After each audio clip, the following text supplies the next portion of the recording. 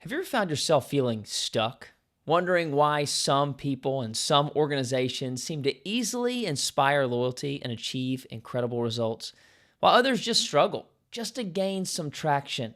Well, that's the question that Simon Sinek explores in his book, Start With Why, which is one of the 25 books that has changed my life. This book was a book that caused one of those life-changing perspective shifts for me.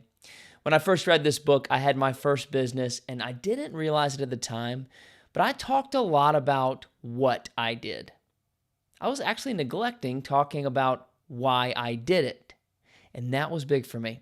Now, if you're familiar with Simon Sinek's book or his popular TED Talk, then you already know the big idea. It's that people don't buy what you do, they buy why you do it. So whether you're leading a team or trying to start a business or inspiring change, it's starting with why that creates the foundation for things like trust, clarity, and even influence. Now, one of the concepts I want to share with you is this powerful framework called the Golden Circle.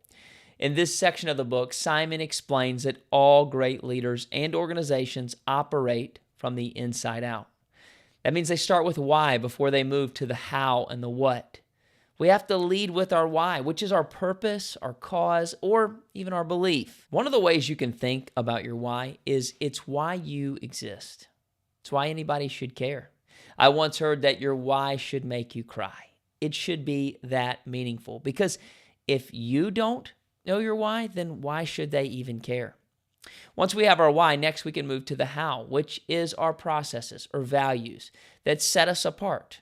This is what brings our why to life. How do you do what you do? That's the how. Then once we have that, we can get to our what, which is our products, our services, the outcomes we deliver. All of those fall into our what.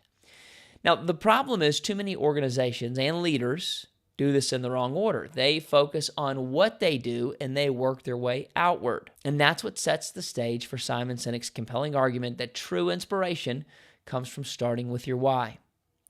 A good example of doing this right is when Simon points to Apple. If Apple communicated like most companies, they would start with their what. And they would sound something like this. We make great computers. They're beautifully designed, simple to use, and user-friendly. You want to buy one? Instead, Apple starts with their why. They say something like, in everything we do, we believe in challenging the status quo. We believe in thinking differently. And then they move to the how, where they say, we challenge the status quo by making our products beautifully designed, simple to use, and user-friendly. And then finally, they finish with the what. How we make that happen is we make great computers. Want to buy one? You see the difference there? By starting with why, Apple creates an emotional connection. They don't inspire loyalty because of what they do. They inspire loyalty because of why they do it.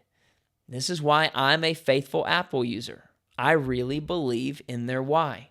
Now, if you're not an Apple user, that's okay. You can keep watching.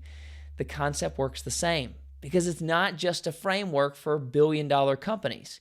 It's for anyone who wants to inspire others and truly make an impact on how they're serving others. I've learned that when you start with why, you communicate more effectively, you connect more deeply, and overall, you lead with more clarity. It shifts your focus from simply achieving results to creating meaning for those around you. So if you want to start applying this today, I'm going to encourage you to take a step back and ask yourself, why do I do what I do? And then follow that with asking yourself, what's the deeper purpose behind my work, my goals, and my vision? Once you can clearly communicate your why, it makes delivering your message much easier. And what I found is that Start With Why isn't just a book, it's really a mindset. It's helped me align my life, my work, and everything I do around my purpose. And I believe it can do the same for you. Because remember, people don't buy what you do, they buy why you do it. And as Simon Sinek says, what you do simply proves what you believe.